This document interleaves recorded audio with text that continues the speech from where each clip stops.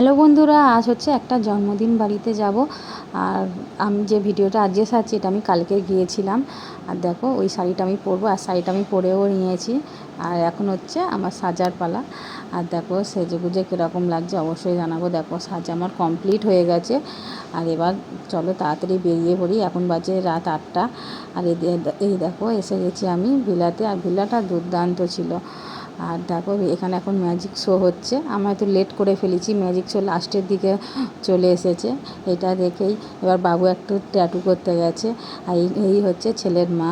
আর এই দেখো ভিলাটা দেখো, ভীষণ সুন্দর, দুর্দান্ত লাগছে ভিলাটা।